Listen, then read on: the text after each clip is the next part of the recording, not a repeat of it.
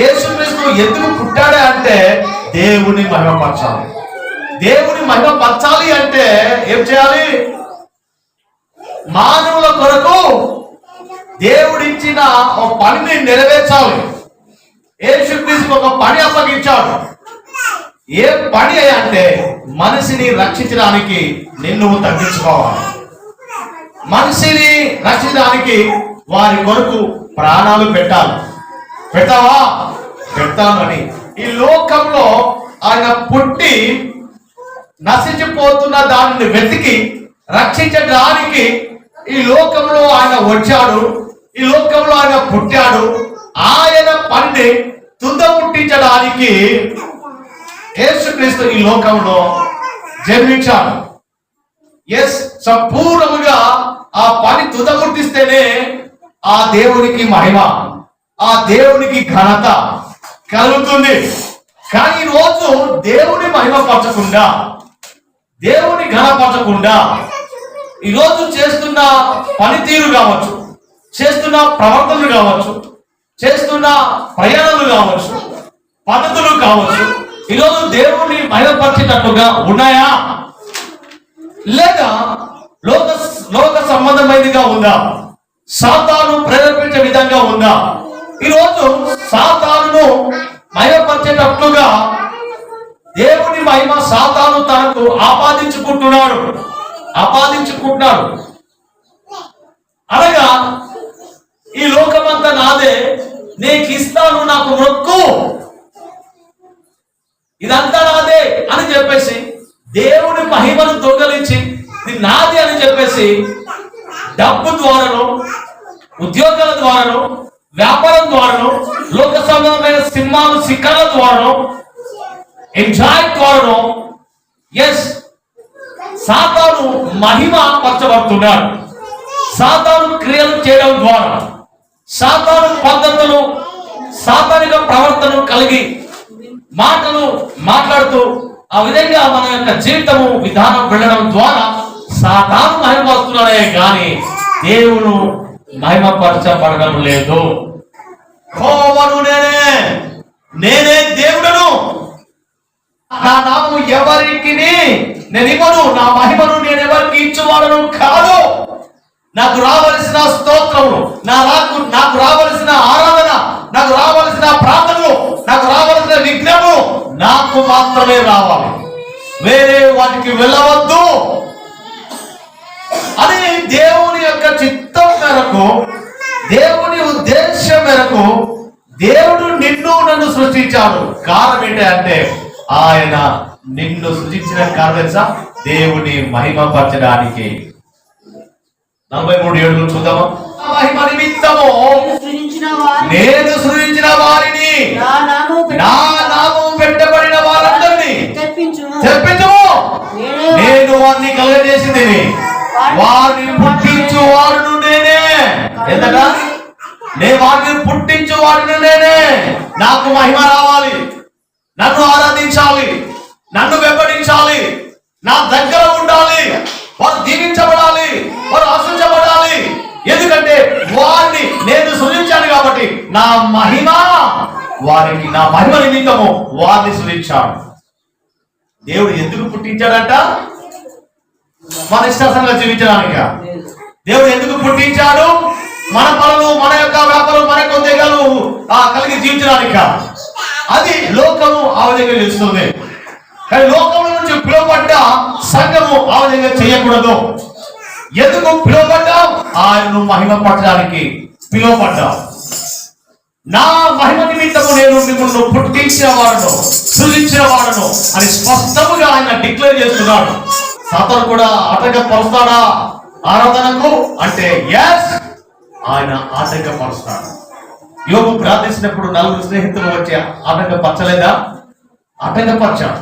స్నేహితులు ప్రేరేపించినప్పుడు కూడా తప్పు మార్గం పట్టాల. ఈరోజు వాక్యం సహోదరి ఆత్మీయంగా ముందుకు సాగుతున్నప్పుడు, ప్రార్థనకు వెళ్తున్నప్పుడు స్నేహితులు వచ్చి ప్రేరేపిస్తున్నాడు కదా, రా, ఒక్క పెగ్గే కదా, ఒక గుడికే కదా, ఒక రోజే కదా, ఒక రోజు వెళ్ళకపోతే ఏమవుతుంది, ఒక రోజు తాగితే ఏమవుతుంది అని సాతాను లోకము సంబంధమైన స్నేహితులు ప్రేరేపించినప్పుడు ఈరోజు నువ్వు పడిపోతున్నావు కదా, ఈరోజు తిరిగిపోతున్నావు కదా, ఆ మహిమ అంతా ఎవరికి వెళ్తుంది?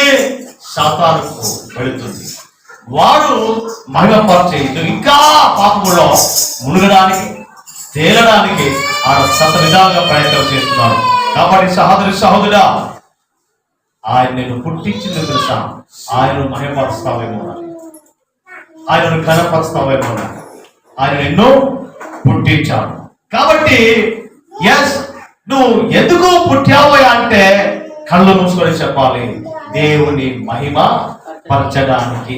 ఈరోజు దేవుని బిడ్డలుగా దేవుడు ఏర్పాటు చేసుకున్నాడు. హల్లెలూయా, హల్లెలూయా. మొదటి కొరింథీ 10:33 అక్కడ ఒక మాట ఉంది, మీరు భోజనము చేసినను, మీరు పానము చేసినను, మీరు ఏమి చేసినను సమస్తము ఆయన మహిమ కొరకే చేయాలి. దేని కొరకు? ఆయన మహిమ కొరకే. ఆయనకు మహిమ రావాలి.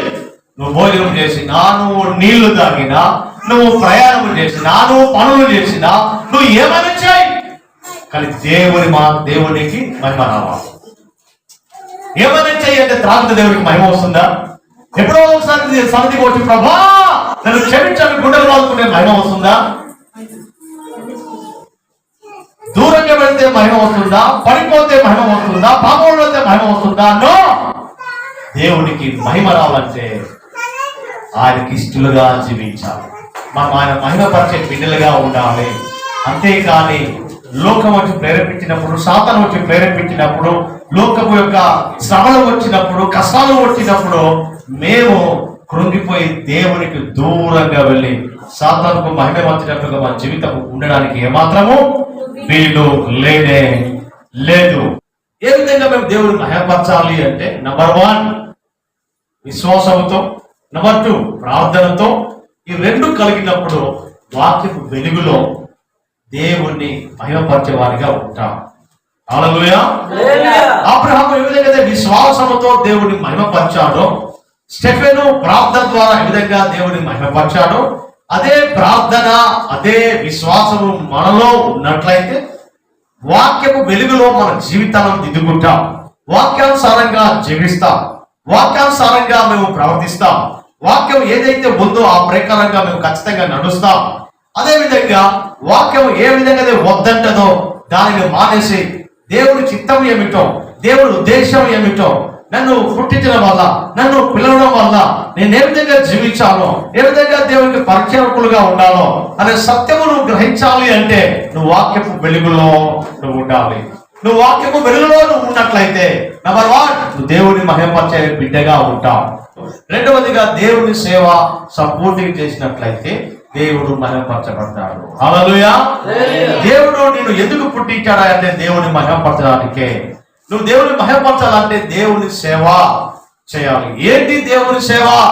నువ్వు ఏ విధంగా అయితే రక్షించబడ్డావో, ఏ విధంగా అయితే పాపక్షమాపణ పొందుకున్నావో, ఏ విధంగా అయితే రాబోయే ఆ శిక్షను దూరం చేసుకొని దర్జాగా, క్షేమముగా, సమాధానంగా, పరలోకంగా సిద్ధపరుస్తున్నావో, అదే రీతిగా నీవు దేవుని పరిచయం చేస్తూ, పరిచయంలో, ఆయన సన్నిధిలో, ఆయన సహవాసంలో పాల్పొందులు పొందుకుంటూ నశించిపోతున్న వారిని రక్షించడానికి నీవు చేస్తున్న ప్రతి పని, దేవుని పనిలో నువ్వు సంపూర్ణంగా చేసినట్లయితే అది దేవుడికి మహిమ వస్తుంది. హల్లెలూయా. దేవుడు మహిమపరచబడాలంటే నువ్వు చేయవలసిన పద్ధతి తెలుసా? దేవునికి అర్పణలు, కృతజ్ఞత అర్పణలు కావచ్చు, సమాధానాల అర్పణలు కావచ్చు, పాపక్షమాపణ అర్పణలు కావచ్చు, 10% కావచ్చు, ప్రధానం కావచ్చు. అర్పణలు ఏ విధంగా నువ్వు ఇవ్వగలుగుతున్నావో అది దేవుడికి ఇస్తున్నప్పుడు ఆయన మహిమపరచబడాలి. మనము పిల్లలమైతే వారసులము, అనగా దేవుని వారసులము, క్రీస్తుతో కూడా మహిమ పొందుటకు ఆయనతో శ్రమపడిన ఎడల క్రీస్తు తోడి వారసులము. హల్లెలూయా. క్రీస్తు నీ నిమిత్తము, నా నిమిత్తము ఏ విధంగా అయితే శ్రమపడ్డాడో, కష్టాలు అనుభవించాడో, మనసు ద్వారా హేళి చేయబడ్డాడు, గేలి చేయబడ్డాడు, కొట్టబడ్డాడు, ఉమ్మబడ్డాడు, చివరికి సిలువ కొట్టబడ్డాడు. అదే రీతిగా క్రీస్తుతో మేము వారసులుగా పిల్లలముగా ఉండాలి అంటే ఆయన ఇచ్చే శ్రమలో మేము కూడా పాలు పొందుకోవాలి.